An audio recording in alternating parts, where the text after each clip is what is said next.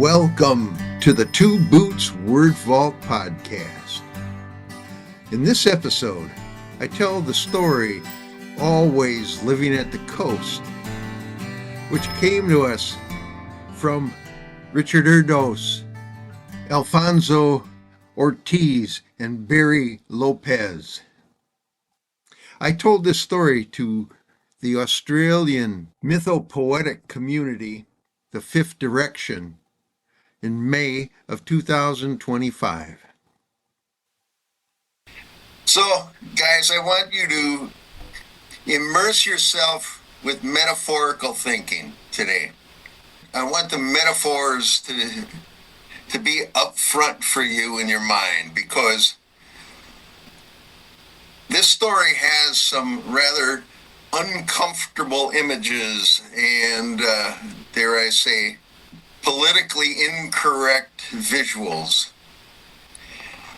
And of course it's a coyote story, so it's bound to have that. This story is titled Always Living at the Coast, and it was reported by Barry Lopez back in the late 70s.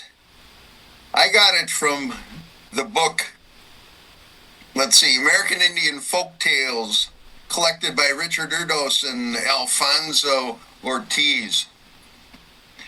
It's one of my favorite books of folk tales and fairy tales. Coyote was paddling his canoe down the coast. And as he was paddling, there were people on the shore. They yelled at him, "Coyote, where are you off to?"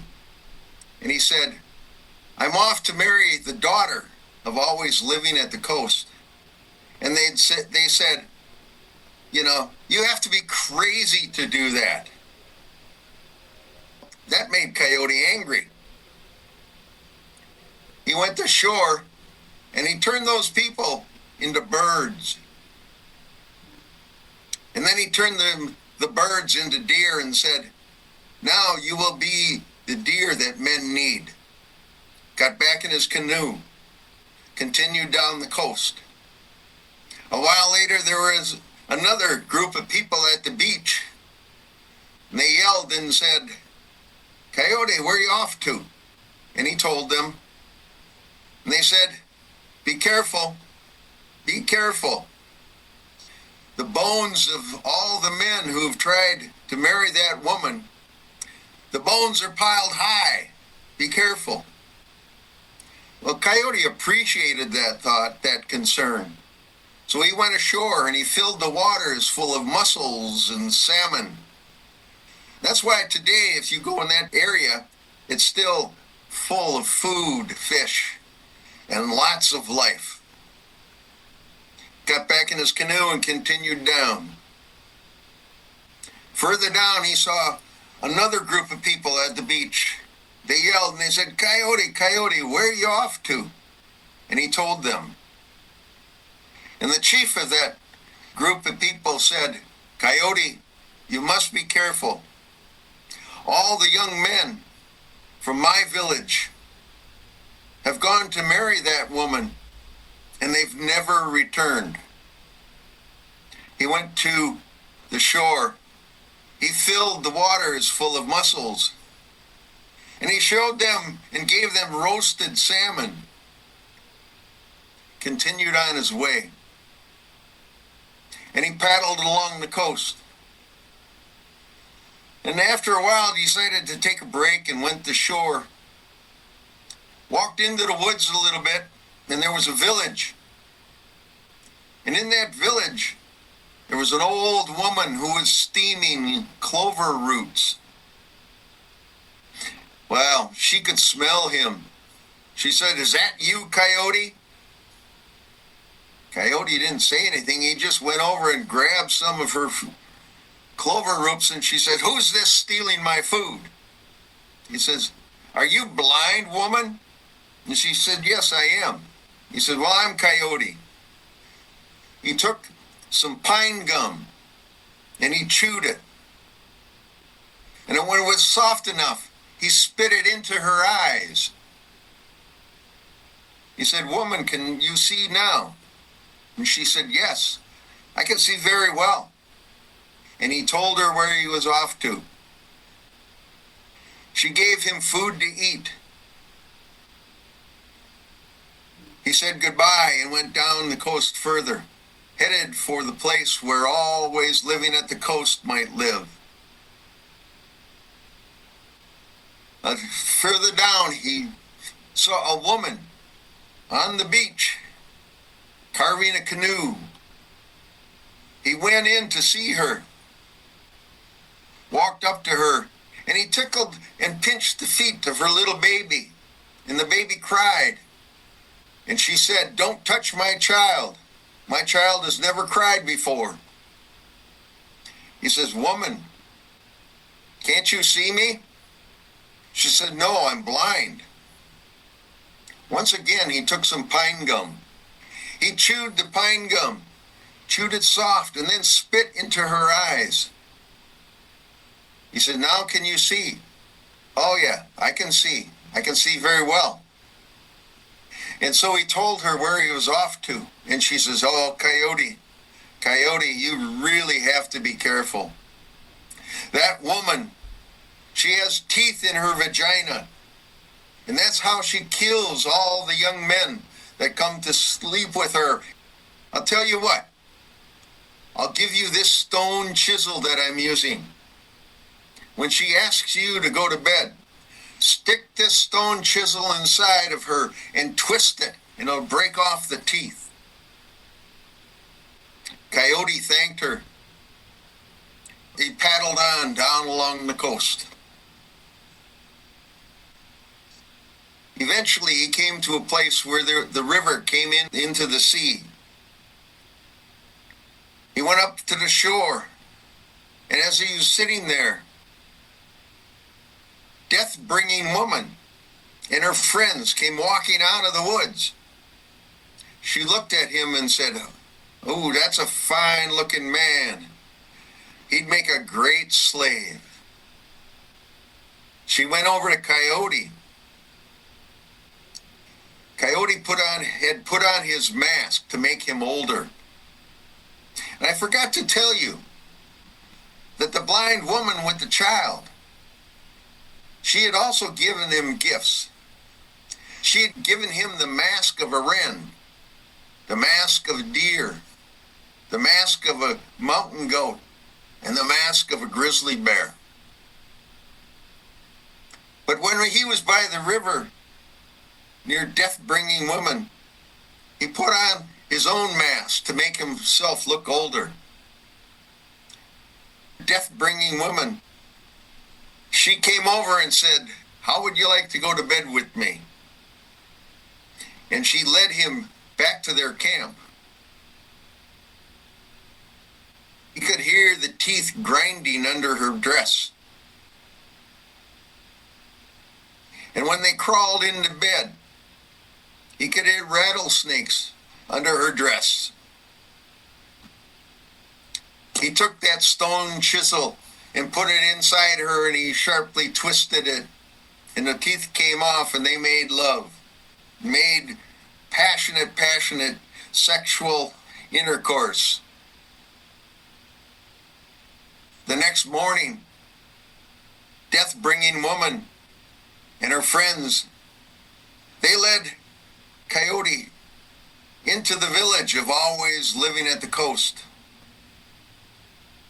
They immediately went into her bedroom.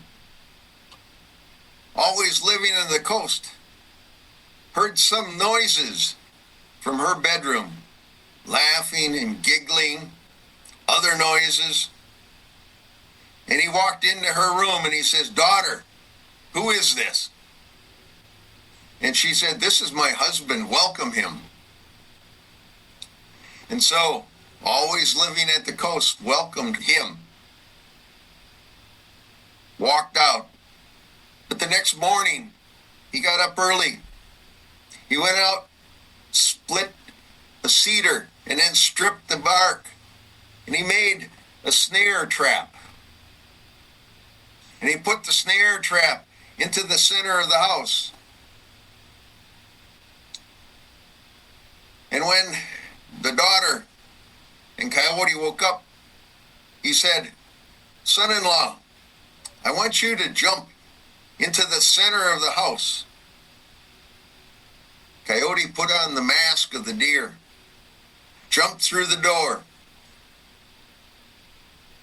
The snare killed the deer. Always living at the coast left the house. Coyote took off the mask of the deer that had been killed. And Coyote went back into the bedroom.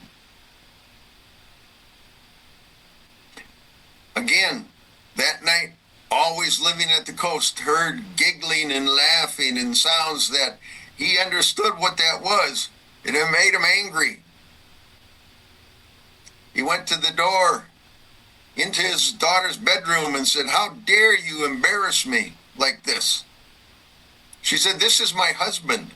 Welcome him, please." Always living at the coast, went back to his room. And again in the morning, he made a snare trap out of the cedar bark. He called to Coyote and said, "Coyote, son-in-law, jump into the center of the room." Coyote did so after he had put on the mask of the mountain goat. And he died there. The mountain goat died. And when always living at the coast left the house, Coyote took off the mask, walked back into the bedroom. Now the third night, always living at the coast, he was more angry than ever, for he heard sounds, he heard laughing and giggling. And he said, "Daughter, who's that with you?" And she said, "This is my husband." Always living at the coast went back to his bedroom. Again in the morning, he made another snare from the cedar bark, put it in the center of the house. In the morning, he said, "Son-in-law, jump into this center." Coyote put on the mask of the grizzly bear, jumped through the door, and smashed the trap. Always living at the coast said, "Well, son-in-law, maybe we should go do some work together." So they got into always living at the coast's canoe, started to paddle across the inlet, where always living at the coast wanted to make another canoe. As they walked, Coyote picked some alder wood, began to chew it in his mouth. They found a cedar tree, and they felled it. Always living at the coast began to split that tree. And they worked hard. After a while, always living at the coast dropped his hammer into the slit. He said, "Son-in-law, you're smaller than I am. Go into that slit and grab my hammer." Coyote did that, jumped into the slit. While in the slit, always living at the coast, knocked wedges off of the slit, and the cedar closed. Coyote spit some of the alder wood juice that looked like blood. Always living at the coast walked away.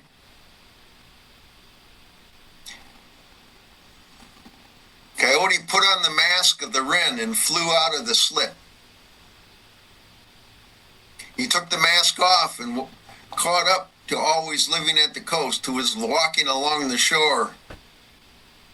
He asked always living at the coast, "What happened?" "Oh, I'm sorry, son-in-law. I thought you were dead. My heart was broken. I was weeping for you, for I thought you were lost. Let's go back home and get something to eat. Coyote picked up a piece of wood, began to chew it. They got in the canoe and started paddling across the inlet. Halfway across, Coyote took that piece of wood that had been softened in his mouth, and he carved a killer whale out of that piece of wood. He threw the wood into the water, and he said, "You will be the future generations of killer whales." They paddled a little further, and killer whales came out of the ocean and snatched always living at the coast. Coyote continued to paddle back to the house and his wife. She said, "Where's my father? Where's my father?" "I don't know," answered Coyote. Sometime later, a son was born.